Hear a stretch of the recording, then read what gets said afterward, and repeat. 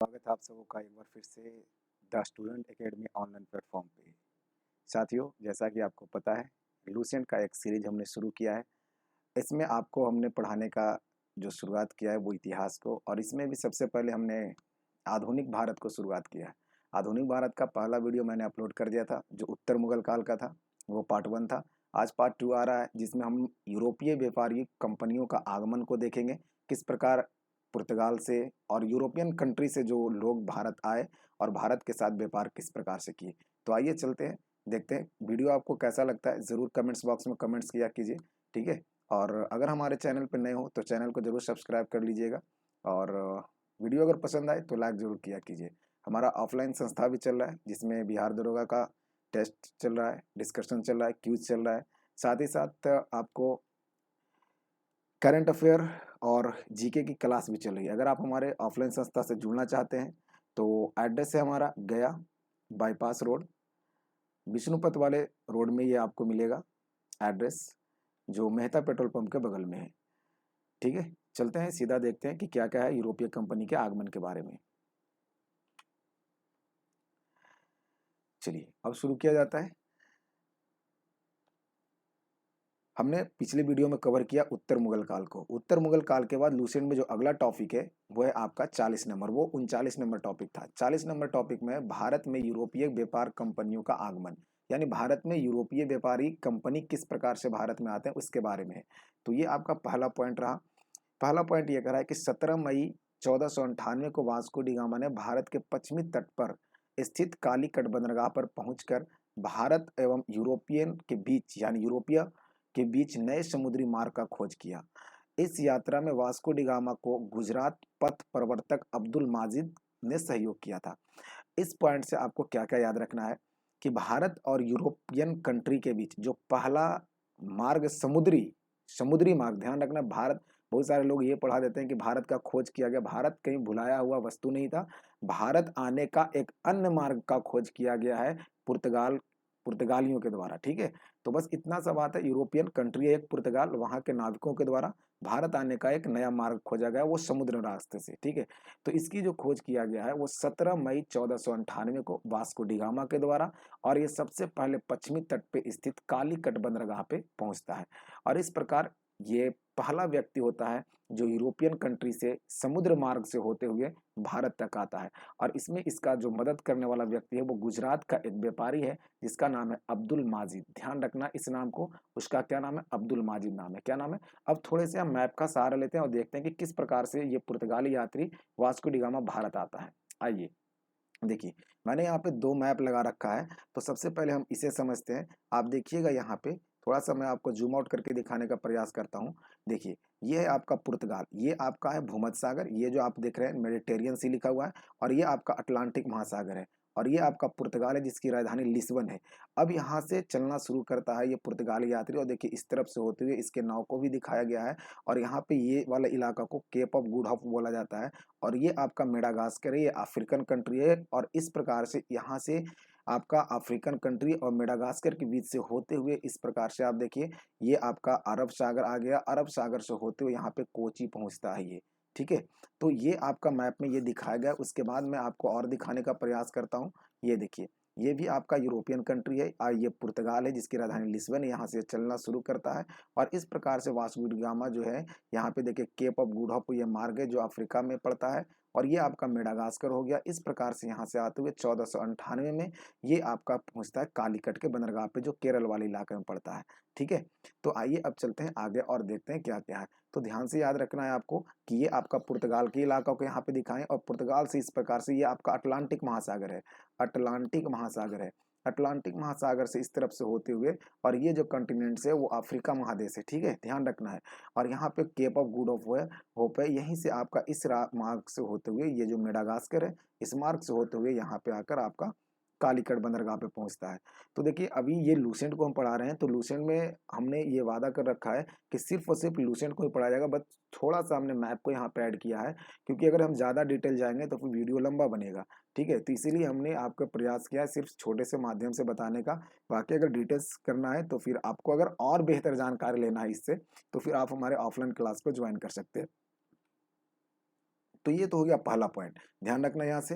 अगले पॉइंट पर आइए, कह रहे 1505 में फ्रांसिस्को द अल्मेडा, ध्यान रखना है, भारत का प्रथम वायसराय, भारत में प्रथम पुर्तगाली वायसराय बनकर आता है। 1505 की वो कहानी है जब पहला वायसराय पुर्तगालियों के द्वारा भेजा जाता है भारत में, और उसका नाम है फ्रांसिस्को द अल्मेडा। बहुत इंपॉर्टेंट क्वेश्चन है ये, याद रखना है। 1505 की घटना है, 1505 में पुर्तगालियों के द्वारा, किसके द्वारा? पुर्तगालियों के द्वारा भारत में पहला जो वायसराय आता है उसका नाम है अल्फांसो दे अल्मेडा, याद रखना है। ठीक है, अगले पॉइंट्स पे आइए।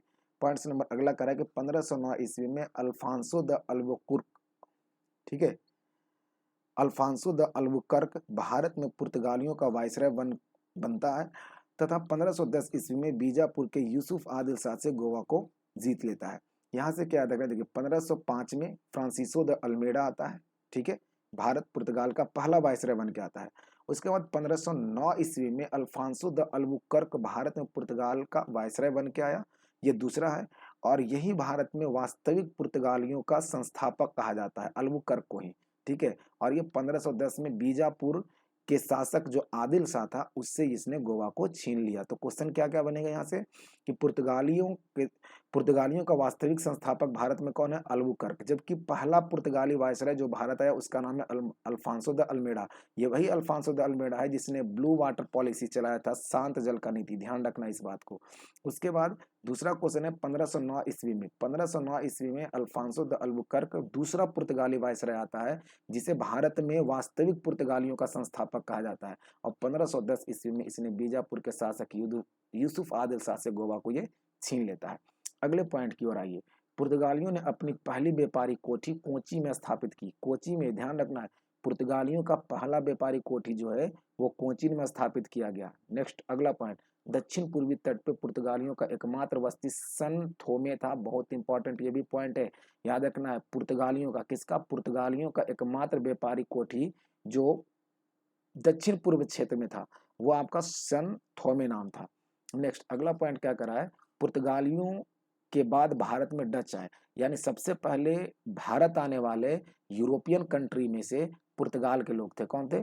पुर्तगाल के थे, ध्यान रखना, कहाँ से थे? पुर्तगाल के। उसके बाद डच आते हैं, डच को ही हॉलैंड वाले बोल सकते हैं क्योंकि इस देश को हॉलैंड भी कहा जाता था, या नीदरलैंड भी बोल सकते हैं, नीदरलैंड। तो ध्यान रखना इस बात को।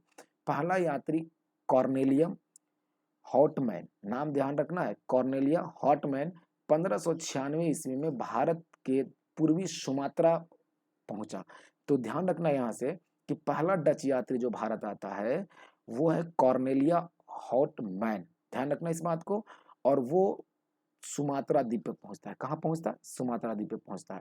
तो पहले स्लाइड से आपको काफी सारे क्वेश्चंस आपको इंफॉर्मेशन के लिए था, तो ध्यान रखना यहाँ से इन सारी बातों को। चलते हैं अगले स्लाइड पे। अगर वीडियो पसंद आ रहा है तो वीडियो को लाइक जरूर कीजिएगा, अपने दोस्तों में से शेयर जरूर कीजिएगा। और ये वीडियो कंटिन्यू आप देखे होंगे कि पूरे यूट्यूब पे पीडीएफ फॉर्म में सिर्फ लुसेंट को पढ़ाया गया। हमने इसे टाइप करके और विथ मैप पढ़ाने का प्रयास किया। अभी 1-2 वीडियो है, अभी इसमें और भी अच्छे अच्छे कंटेंट जुड़ेंगे, ठीक है। अभी शुरुआत है, आप जितना, ये आप पे डिपेंड करता है कि इस वीडियो को और कितना बेहतर बनाया जाए। क्योंकि अगर आपने वीडियो को ज़्यादा शेयर किया, अगर वीडियो बेहतर चले तो हमें मोटिवेशन मिलेगा। और अगर आप हमें मोटिवेट करने का प्रयास कीजिएगा तो ज़रूर हम इसे कंटिन्यू रखेंगे और बेहतर करने का प्रयास करेंगे। आइए चलते हैं अगले स्लाइड पे। ये तो आपको मैप था, वो हम आपको दिखा दिए, ठीक है। आइए अगले स्लाइड पे चलते हैं आगे। अगला पॉइंट क्या करा है कि डचों ने भारत में अपनी पहली व्यापारी कोठी यानी फैक्ट्री, कोठी का मतलब क्या होता है? फैक्ट्री, 1605 ईस्वी में मसूलीपट्टनम में स्थापित किया गया। ध्यान रखना है मेरे साथियों कि पिछले बार जो हम आपको बताए, पिछले स्लाइड पे जो बताया वो पुर्तगाल के बारे में, किसके बारे में? पुर्तगाल के बारे में। और पुर्तगालियों ने अपना पहला फैक्ट्री कहाँ पे खोला था? कोचीन में। कहाँ पे खोला था? ध्यान रखना है, कोची में। लेकिन डचों ने, जो पुर्तगालियों के बाद आ रहा है अंग्रेज, यानी पुर्तगाल के बाद जो आने वाला यूरोपियन कंट्री है वो है आपका डच, यानी नीदरलैंड वाले, हॉलैंड वाले, ठीक है। इन्होंने अपना पहला व्यापारी कोठी 1605, ध्यान रखना है, 1605 ईस्वी में मसूलीपट्टनम में, कहाँ पे? मसूलीपट्टनम में, ध्यान रखना है, में स्थापित किया। डचों की दूसरी व्यापारी कोठी पुलिकट, डचों की दूसरी व्यापारी कोठी जो है वो पुलिकट में। तो याद रखना है, डच जो है वो पहला व्यापारी कोठी कहाँ पे? मसूलीपट्टनम में, और दूसरा कहाँ पे? पुलिकट में। याद रखना है, पहला डच जो है वो मसूलीपट्टनम में और दूसरा जो है वो आपका पुलिकट में। स्थापित किया, जहाँ पे इन्होंने स्वर्ण सिक्का, जिसे पैगोडा कहा गया, ध्यान रखना है कि डचों के द्वारा जो स्वर्ण सिक्का ढालने की फैक्ट्री स्थापित की गई थी वो पुलिकट में, और उसे पैगोडा कहा गया है। ये भी इंपॉर्टेंट क्वेश्चन है। और पुलिकट को ही अपना संपूर्ण गतिविधियों का केंद्र बनाया, और पुलिकट से ही डचों ने अपना सारा गतिविधि, सारा नियंत्रण जो करना शुरू किया वो पुलिकट से ही शुरू किया। तो यहाँ से क्या क्या क्वेश्चन बनेगा, ध्यान रखना है कि सबसे पहले भारत आने वाला पुर्तगाली कंपनी का, ये यूरोपियन कंपनी कौन सा है, पुर्तगाल। उसके बाद कौन आया, डच। कौन आया भाई, डच। डचों ने अपनी पहली व्यापारिक कोठी कहाँ खोला, तो मुसूलीपट्टनम में। कहाँ पे खोला, मुसूलीपट्टनम में। ध्यान रखना, मुसूलीपट्टनम में कब खोला, तो 1605 में खोला। दूसरा इसने कहाँ पे खोला, पुलिकट में। कहाँ पे, पुलिकट में। पुलिकट में इन्होंने सोना का सिक्का ढालने का, पैगोडा जिसे बोला जाता था, उसका भी कारखाना खोला। साथ ही साथ पुलिकट से ही सारे नियंत्रण इन्होंने करना शुरू कर दिया। जितने भी नियंत्रण के कार्य थे, जितने भी शासन व्यवस्था थी, वो सारे इन्होंने पुर्तगालियों, ये डच भी यानी नीदरलैंड यानी हॉलैंड वाले जो थे, वो कहाँ से करना शुरू कर दिए, पुलिकट से करना शुरू कर दिए। ठीक है, ध्यान रखना। अब आपसे, आपके दिमाग में ये सवाल आ रहा होगा कि मुसूलीपट्टनम कहाँ है, वो तो थोड़ा बता दीजिए। तो आपको बता रहे हैं कि मुसूलीपट्टनम कहाँ है। देखिए हमने एक स्लाइड लगाया है यहाँ पे, आपके लिए लगाया। देखिए, समझने का प्रयास कीजिए कि कहाँ पे है मुसूलीपट्टनम। आप देखिए, ये रहा है आपका दक्षिण भारत का मैप। और दक्षिण भारत के मैप में आपको ये दिख रहा होगा कि मुसूलीपट्टनम ही है, ये अनम है। और ये वाला जो इलाका आता है वो आंध्र प्रदेश का इलाका आता है। ध्यान रखना है, मुसूलीपट्टनम कहाँ पड़ता है, आंध्र प्रदेश में। कभी आपसे ये क्वेश्चन पूछा जा सकता है, आपको मुसूलीपट्टनम ना देकर कभी आंध्र प्रदेश, केरल, तमिलनाडु, कर्नाटका, इस प्रकार से ऑप्शन दिया जा सकता है। डचों ने अपना पहला फैक्ट्री किस, अब मुसूलीपट्टनम में खोला, तो मुसूलीपट्टनम किस राज्य में आता है, तो इस प्रकार से सवाल के लिए आप तैयार रहिए। ठीक है, तो मुसूलीपट्टनम आंध्र प्रदेश में आएगा। ठीक है, ध्यान रखना है। आइए चलते हैं अपने पॉइंट्स पे। चलिए, हम लोग थे यहाँ पे, तो याद रखना अगला पॉइंट क्या कर रहा है। अगला पॉइंट है कि डचों ने भारत में पहली बार औद्योगिक वेतन भोगी रखा था। यानी पहली बार औद्योगिक तौर पर जो वेतन देने का तो औद्योगिक वेतन भोगी था, वो किसने शुरुआत किया था, तो वो डचों ने ही शुरुआत किया था। क्वेश्चन सीधा ये एग्जाम में पूछा गया, यहाँ तक बीपीएससी के भी एग्जाम में पूछा गया है कि भारत में पहला औद्योगिक वेतन भोगी किनके द्वारा शुरू किया गया था, तो डचों के द्वारा। डच कह दे, हॉलैंड वाले कह दे, नीदरलैंड कह दे, सब नाम एक ही है, ध्यान रखना इस बात को। आइए अगले पॉइंट पे। अगला पॉइंट कह रहा है कि डचों का भारत में अंतिम रूप से पतन 1759 के अंग्रेज और डचों के बीच बेदरा के युद्ध में हो गया था। बहुत इंपॉर्टेंट सवाल है, याद रखना है। बात है 1759 की। कब की बात है, 1759 की। कौन सा युद्ध, बेदरा का युद्ध। किसके किसके बीच, इंग्लैंड वाले और डच के बीच। इंग्लैंड वर्सेस डच के बीच। जीत किसकी होती है, इंग्लैंड वाले की। हार किसकी होती है, डच की। अंतिम रूप से पतन हो गया डचों की, कौन सा युद्ध में, बेदरा के युद्ध में। कब हुआ था, 1759 में। ध्यान रखना इस बात को। ठीक है, अगले पॉइंट पर आइए। 31 दिसंबर 1600 ईस्वी को इंग्लैंड की रानी एलिजाबेथ प्रथम ने ईस्ट इंडिया कंपनी का अधिकार पत्र प्रदान किया। देखिए, ईस्ट इंडिया कंपनी, कौन सा company, east India company. East India company का गठन कब हो रहा है, आप देखिए खुद यहाँ पे 1600 ईस्वी में। और जब ईस्ट इंडिया कंपनी का गठन हो रहा था ब्रिटेन में, तो उस समय भारत पर मुगल वंश का शासन था। और मुगल वंश के शासन में यहाँ पे शासन अकबर के द्वारा किया जा रहा था। किसके द्वारा, अकबर के द्वारा किया जा रहा था। ध्यान रखना इस बात को कि जब ईस्ट इंडिया कंपनी की स्थापना हुआ, कहाँ पे, ब्रिटेन में। किनके द्वारा किया गया, एलिजाबेथ प्रथम के द्वारा जब अधिकार पत्र दिया गया, तो उस समय भारत में जो मुगल वंश था में शासन कर रहा था वो था अकबर। ठीक है, प्रथम प्रारंभ में ईस्ट इंडिया कंपनी में 217 साझेदार थे, याद रखना है। और इसके प्रथम गवर्नर टॉमस स्मिथ को बनाया गया। वेरी वेरी इंपॉर्टेंट क्वेश्चन है, याद रखना है, ये स्टार लगा लीजिए इस पे कि ईस्ट इंडिया कंपनी का पहला गवर्नर किसे बनाया गया है, टॉमस स्मिथ को। क्या क्या याद रखना है, ईस्ट इंडिया कंपनी की स्थापना 1600 ईस्वी में इंग्लैंड में किया गया। उस समय भारत में, उत्तर भारत में मुगल वंश का शासक था। मुगलों पर कौन शासन कर रहा था, तो अकबर के द्वारा किया जा रहा था। ईस्ट इंडिया कंपनी को अधिकार पत्र किसने दिया, तो ये दिया गया एलिजाबेथ प्रथम के द्वारा। कितने साझेदार थे, 217 साझेदार थे। और ईस्ट इंडिया कंपनी का पहला गवर्नर कौन बनता है, तो ये टॉमस स्मिथ, याद रखना है। आइए अगले पॉइंट पे। अगला कह रहा है कि मुगल दरबार में जाने वाला पहला अंग्रेज कैप्टन हॉकिंस था। यानी मुगलों के दरबार में पहुंचने वाला पहला अंग्रेज कौन है, कैप्टन हॉकिंस है, जो जेम्स प्रथम का राजदूत बन के आता है 1609 ईस्वी में जहांगीर के दरबार में। ध्यान रखना, यहाँ पे काफी सारे बच्चे लोग उलझ के रह जाते हैं कि ईस्ट इंडिया कंपनी का स्थापना के समय भारत में मुगल वंश का सत्ता किसका था। तो ध्यान रखना कि जब ईस्ट इंडिया कंपनी की स्थापना हो रही थी तो वो 1600 ईस्वी का काल है। और 1600 ईस्वी में स्थापना हुआ था, ब्रिटेन में किया गया था ये। उस समय अकबर का कार्यकाल यहाँ पे है। जबकि जब ब्रिटेन से लोग आते हैं ईस्ट इंडिया कंपनी के, तो आते आते 1609 हो गई है।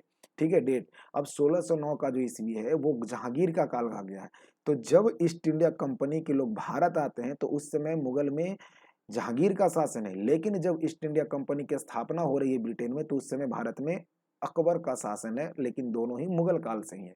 ठीक है, तो याद रखना है पहला अंग्रेज जो आया भारत कौन, कैप्टन हॉकिंस। ठीक है, मुगल दरबार में आने वाला, और वो जेम्स प्रथम का दूत बन के आया था। 1609 का घटना ये, और ये जहांगीर के दरबार में आया था। किसके दरबार में, ध्यान रखना है जहांगीर के दरबार में। एक नोट दिया गया यहाँ पे कि भारत आने वाला पहला जहाज जो अंग्रेजी जहाज था उसका नाम है रेड ड्रैगन। याद रखना है, बहुत इंपॉर्टेंट क्वेश्चन है कि भारत आने वाला पहला अंग्रेजी जहाज कौन सा है, रेड ड्रैगन। चलें अगले पॉइंट पे, आइए अगले स्लाइड की ओर चलते हैं। उम्मीद करते हैं आपको ये कहानी समझ में आ रही होगी, और इंपॉर्टेंट फैक्ट्स है ये, आप अगर लूसेंट को कवर कर लेते हैं तो किसी भी एग्जाम के आप लगभग 50% क्वेश्चंस को सॉल्व आउट कर दीजिएगा, खास करके उस वैसे एग्जाम को जिसमें जीके जीएस पूछे जाते हैं। ठीक है, साइंस के भी क्लास चलेगी, ऐसा नहीं है कि सिर्फ ये आर्ट्स का ही वीडियो बनाया जाएगा। इसमें आपको पूरा लूसेंट जितने भी है, फिजिक्स, केमिस्ट्री, बायोलॉजी, विविध इकोनॉमिक्स, साइंस एंड टेक्नोलॉजी, आपका हिस्ट्री, ज्योग्राफी, पॉलिटिकल, ये सारा कराया जाएगा। ठीक है, पूरा लूसेंट हम इसी फॉर्मेट में आपको करवाने वाले हैं। ठीक है, बस आपका सपोर्ट चाहिए। वीडियो को लाइक कीजिए, अपने दोस्तों में शेयर कीजिए, और हमें मोटिवेट करने के लिए एक प्यारा सा कमेंट्स जरूर लिखा कीजिए। आइए चलते हैं अगले स्लाइड पे। अगला स्लाइड पे देखिए, यहाँ पे दिया गया है कि कंपनियों की स्थापना, कौन से कंपनी कब आता है और भारत में कब स्थापित होता है। सबसे पहले आने वाला कंपनी का नाम है पुर्तगाली ईस्ट इंडिया कंपनी, 1498 में। ध्यान रखना है, डेट याद रखना है, सीधा एग्जाम में आपसे क्वेश्चन पूछा जाएगा। पुर्तगाली ईस्ट इंडिया कंपनी का स्थापना कब होता है, 1498 में।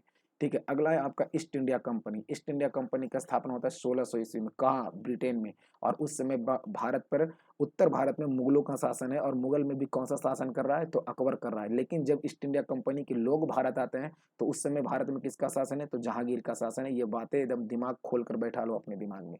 ठीक है, आ जाओ भाई अगले सवाल पे। अगला कह रहा है कि Dutch east India company, Dutch east India company का स्थापना कब होता है, 1602 में। कब होता है, 1602 में। ध्यान रखने योग्य बात यहाँ पे ये है, एक बहुत ही गंभीर सा पॉइंट यहाँ पे छिपा हुआ है, सबको ये पता नहीं चलता है। भारत आने वाला पहला पुर्तगाली, ये भारत आने वाला पहला अंग्रेज पुर्तगाली है, सॉरी अंग्रेज नहीं, भारत आने वाला पहला यूरोपियन कोई देश का लोग है तो वो पुर्तगाल के हैं। पुर्तगाल के बाद आते हैं यहाँ पे डच। लेकिन यहाँ पे आप देखिएगा पुर्तगाल के बाद ईस्ट इंडिया कंपनी की स्थापना हो रही है, उसके बाद डच ईस्ट इंडिया कंपनी की स्थापना हो रही है। तो साथियों यहाँ पे एक अंतर है, कंपनी के आने का क्रम अलग है, कंपनी के स्थापना के क्रम अलग है। यानी यूरोपियन कंट्री के लोगों को आने का क्रम अलग है, जबकि यहाँ पे कंपनी की स्थापना का क्रम अलग है। सबसे पहले पुर्तगाली लोग आते हैं, उसके बाद पुर्तगालियों के बाद डच आते हैं। ठीक है, अब पुर्तगाली के बाद यहाँ पे कंपनी की किसकी स्थापना हो रही है, इंग्लैंड वाले की, यानी ईस्ट इंडिया कंपनी की। ध्यान रखना इस बात को। ठीक है, कहीं कहीं ना बच्चे धोखा खा जाते हैं इसी बात पे कि वो याद रखते हैं कि पुर्तगाली के बाद डच आए तो डच ईस्ट इंडिया कंपनी का स्थापना होगी। नहीं, गलत है ये। ठीक है, पुर्तगाली के बाद डच आते जरूर हैं, लेकिन पुर्तगाली के बाद, अगर पुर्तगाली ईस्ट इंडिया कंपनी के बाद अगर कोई कंपनी का स्थापना होता है तो वो अंग्रेजों का है, अंग्रेजों ईस्ट इंडिया कंपनी का। ठीक है, यानी ईस्ट इंडिया कंपनी का अंग्रेज वाला। ठीक है, अगले आ जाइए, डच हो गया, उसके बाद हो गया Danish. Danish east India company का स्थापना 1616 में, फ्रांसीसी ईस्ट इंडिया कंपनी का स्थापना 1664 में, स्वीडिश ईस्ट इंडिया कंपनी का स्थापना 1731 में। तो इसे याद किस प्रकार से रखा जाए, बस इतना याद रखना, पुर्तगाल वाले 1498, अंग्रेज वाले 1600, डच वाले 1602, डेनिश 1616, फ्रांसीसी 1664, उसके बाद स्वीडिश 1761। एक बार फिर से बोल लीजिए मेरे साथ, आइए एक बार दोहराते हैं, बोलिएगा जहां भी आप बैठे हुए हैं आपको बोलना है। ठीक है, क्योंकि आप ऑफलाइन और ऑनलाइन क्लास में यही एक फर्क पड़ जाता है ना, कि ऑनलाइन में बच्चा क्या होता है कि अपने गाल पर इस प्रकार से हाथ रख के ना देखते रहता है सिर्फ वीडियो, जबकि जब मेरा ऑफलाइन क्लास रहता है तो हम किसी को चुप नहीं बैठने देते, खुद भी बोलते हैं और बच्चों से भी बुलवाते हैं। ठीक है, तो आप भी जहाँ पे बैठे हो तो हाँ ना यस नो जो भी हम बुलवा रहे हैं ना उससे बोलते रहना है। ठीक है, एक बार फिर से मेरे साथ आप दोहराइएगा, पुर्तगाली ईस्ट इंडिया कंपनी का स्थापना कब हुआ, 1498। अंग्रेज ईस्ट इंडिया कंपनी का स्थापना कब हुआ, 1600। डच ईस्ट इंडिया कंपनी का स्थापना कब हुआ, 1602 में। डेनिश ईस्ट इंडिया कंपनी का स्थापना कब हुआ, 1616 में। फ्रांसीसी ईस्ट इंडिया कंपनी का स्थापना कब हुआ, 1664 में। स्वीडिश ईस्ट इंडिया कंपनी का स्थापना कब हुआ, 1731 में। याद रहेगा पक्का। चले आगे, आ जाओ भाई। अगला कह रहा है कि 1611 ईस्वी में दक्षिण पूर्वी समुद्री तट पर सर्वप्रथम अंग्रेजों ने मछलीपट्टनम में अपना व्यापार कोठी खोली। देखिए ये पॉइंट क्या कह रहा है, ये पॉइंट आपसे ये कह रहा है कि 1611 ईस्वी में, 1611 ईस्वी में दक्षिण पूर्वी तट पे, यानी भारत का दक्षिण पूर्वी तट पे सर्वप्रथम अंग्रेजों के द्वारा जो फैक्ट्री खोला गया यानी व्यापारिक कोठी खोला गया वो मछलीपट्टनम। आपको याद होगा मछलीपट्टनम कहाँ पे है? आंध्र प्रदेश में। कहाँ पे है? आंध्र प्रदेश में। ध्यान रखना इस बात को, ठीक है। तो याद रखना है कि दक्षिण पूर्वी तट पे अंग्रेजों की पहली फैक्ट्री जो है वो आपका मछलीपट्टनम आंध्र प्रदेश में खोला गया है। और कब खोला गया? 1611 में। कब खोला गया? 1611 में। अगला पॉइंट, जहांगीर ने 1613 में एक फरमान जारी किया कर अंग्रेजों को सूरत में थॉमस एडवर्ड्स के अधीन व्यापारिक कोठी खोलने का इजाजत दिया। ठीक है, याद रखिए यहां से क्या कि जहांगीर जब भारत में यूरोपीय कंपनी के लोग आना शुरू होते हैं और खास करके अंग्रेज ईस्ट इंडिया कंपनी के लोग आना शुरू करते हैं, तो उस समय उत्तर भारत में जो शासन कर रहा है मुगल वंश में वो जहांगीर है। और जहांगीर के शासनकाल में 1613 में एक फरमान जारी किया जाता है जिसके तहत सूरत में, सूरत कहाँ पड़ता है? गुजरात में। कहाँ पे? गुजरात में। तो याद रखना है एलवर्ड थॉमस एलवर्थ के अधीन व्यापारिक कोठी खोलने का इजाजत दिया गया। तो ध्यान रखना है अंग्रेजों के द्वारा, किसके द्वारा? अंग्रेजों के द्वारा भारत में पहली बार व्यापारिक कोठी का खोलने का जो स्थापना किया जाता है यानी प्रयास जो किया जाता है वो सूरत में 1608 में। कब किया जाता है? लेकिन ये असफल रहा। उसके बाद इसने दक्षिण पूर्वी तट पे, कौन सा? दक्षिण पूर्वी तट पे मसूलीपट्टनम में। कहाँ पे? आप देख सकते हैं, आपको एक मैप से हम दिखाने का प्रयास करते हैं। देखिए ये वाला इलाका जो है ना वो सूरत का इलाका यहाँ पे है, ठीक है, ये इलाका, ठीक है। तो इस इलाका में पहले बार प्रयास करते हैं लेकिन यहाँ पे असफल हो जाते हैं। उसके बाद देखिए ये इलाका जो है वो मसूलीपट्टनम का है और यहाँ पे सबसे पहले इन्होंने दक्षिण भारत में दक्षिण पूर्वी इलाका में 1611 में इन्होंने खोलने का प्रयास किया और सफल भी रहे। उसके बाद जब जहांगीर ने अपना फरमान जारी किया उसके बाद 1613 ईस्वी में सूरत में, कहाँ पे? सूरत में अंग्रेजों के द्वारा पहला सफल व्यापारिक कोठी गुजरात में सूरत में बात कर रहे हैं, ठीक है, खोला गया। आपसे क्वेश्चन पूछा जाएगा पहली बार खोलने का प्रयास कहाँ किया गया? सूरत में। कब खोलने का प्रयास किया गया? 1608 में। क्या यह सफल रहा? नहीं, ठीक है। उसके बाद कहाँ पे? मसूलीपट्टनम में। कब किया गया? 1611 में। ये सफल रहा? बिल्कुल सही रहा, है ना, सफल रहा। उसके बाद सूरत में कब खोला गया? 1613 में। याद रखना है 1613 में सूरत में खोला गया। आप देख सकते हो, आपको फिर से मैं जूम आउट करके इसे दिखा देता हूँ। देखिए ये आपका यहाँ पे जो इलाका है ये आपका सूरत का है और यहीं पे सबसे पहली बार खोलने का प्रयास किया गया था 1608 में, लेकिन ये सफल नहीं रहा था। उसके बाद ये आपका मसूलीपट्टनम है जहाँ पे 1611 में, ठीक है, इंग्लैंड के कंपनियों के द्वारा खोला गया और पहला सफल कारखाना यहाँ पे लगाया गया। उसके बाद 1613 में आपका कहाँ पे खोला गया? तो ये आपका खोला गया है सूरत में। चलिए आगे अगले पॉइंट पे, उम्मीद करते हैं आपको ये बातें समझ में आ रही होगी।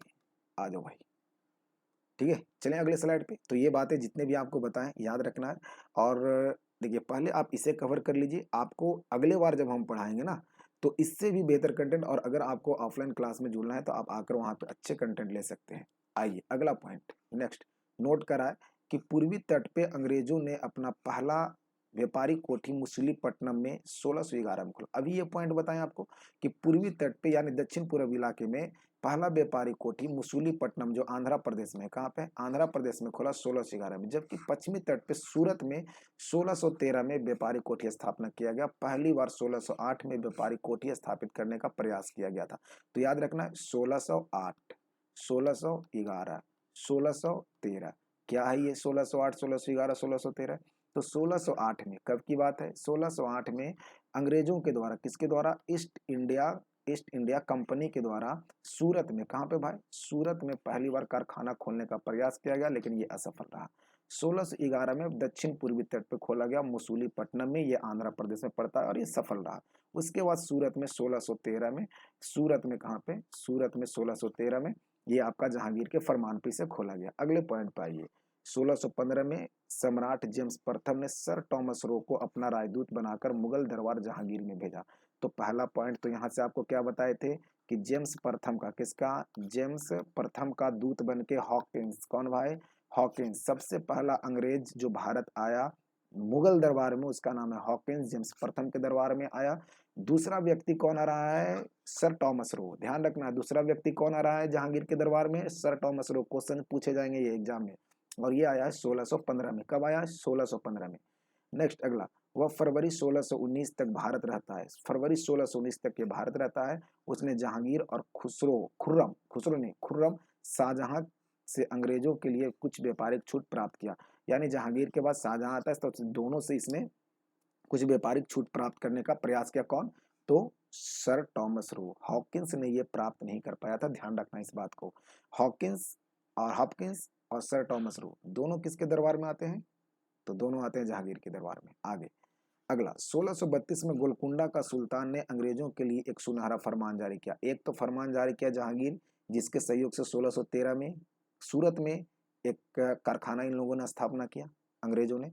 अब अगला 1632 में गोलकुंडा का शासक नाम एक सुल्तान है जिसने सुनहरा फरमान जारी किया जिसके अनुसार अंग्रेजों ने सुल्तान को 500 पैगोडा वार्षिक कर देकर गोलकुंडा राज्य के बंदरगाह पर स्वतंत्र व्यापार कर सकते थे। कहने का मतलब यह है कि एक ऐसा सुनहरा फरमान जारी किया गया गोलकुंडा के शासक के द्वारा जो 500 पैगोडा लेकर गोलकुंडा के बंदरगाह अंग्रेजों के लिए स्वतंत्र कर दिया गया। ठीक है, आइए अगला पॉइंट क्या करा है। 1639 ईस्वी में फ्रांसीसी डे ने चंद्रगिरी के राजा से मद्रास पट्टे पर ले लिया और वहीं पर एक किलाबंद कोठी का निर्माण किया।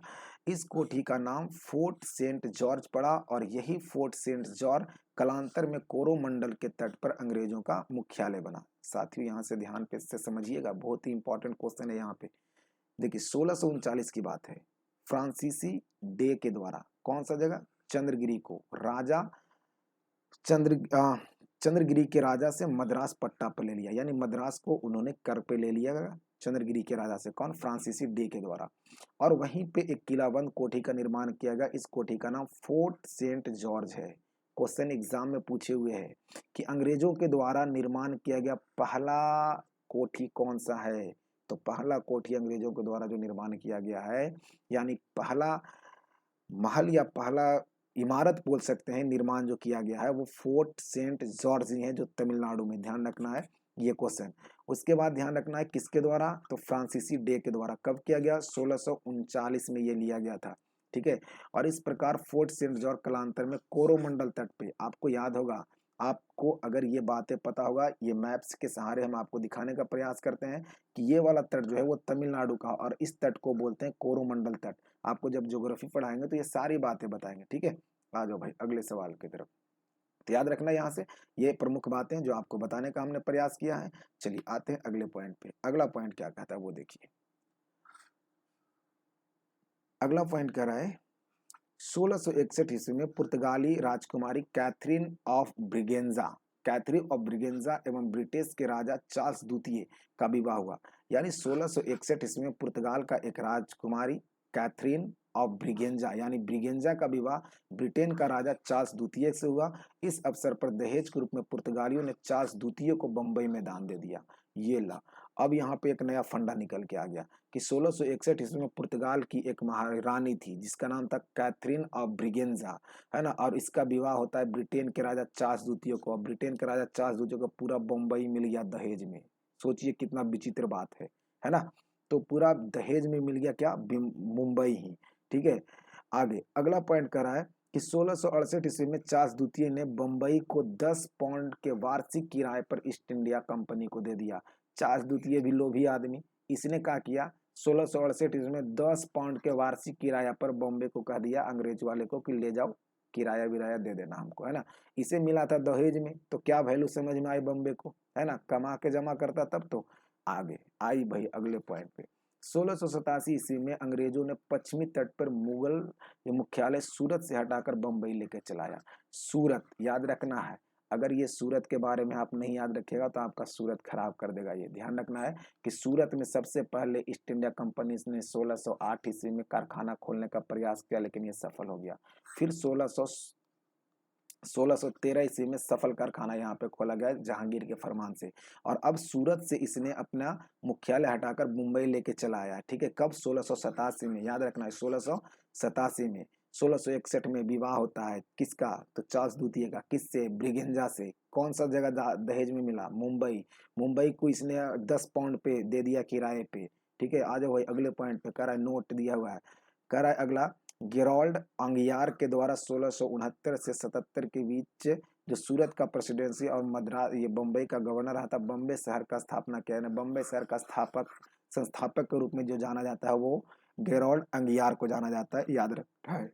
नेक्स्ट अगला पॉइंट करा है बंगाल के शासक शाह शुजा ने सर्वप्रथम 1651 ईस्वी में अंग्रेजों को व्यापारिक छूट की अनुमति दी। इस अनुमति को निशान कहा गया। वेरी वेरी इंपॉर्टेंट, याद रखना है। बंगाल का एक शासक था जिसका नाम था शाह शुजा। क्या नाम था? शाह शुजा। याद रखना, क्या नाम था? शाह शुजा।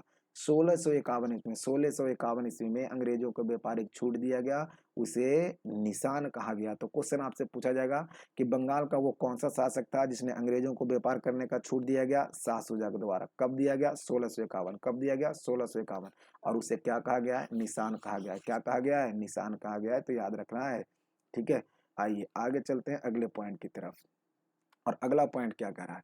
अगला पॉइंट कह रहा है कि 1698 ईस्वी में अंग्रेजी ईस्ट इंडिया कंपनी ने 3 गांव सूतानाती, कालीकट, गोविंदपुर के जमींदारी 1200 रुपये भुगतान कर प्राप्त की और यहाँ पर फोर्ट विलियम का निर्माण किया। चार्ल्स अय्यर फोर्ट विलियम के प्रथम प्रेसिडेंसी हुए। कालांतर में यही कलकत्ता यानी कोलकाता नगर बना, जिसकी नींव जॉर्ज चार्नॉक के द्वारा रखा गया। आइए समझते हैं इस पॉइंट में क्या क्या आपके काम की बातें हैं। बात है 1698 की। कब की बात है? 1698 की बात है। ईस्ट इंडिया कंपनी के द्वारा, ईस्ट इंडिया कंपनी के द्वारा 3 गांव, कितने गांव भाई? 3 गांव। एक का नाम है सूतानाती। क्या नाम है?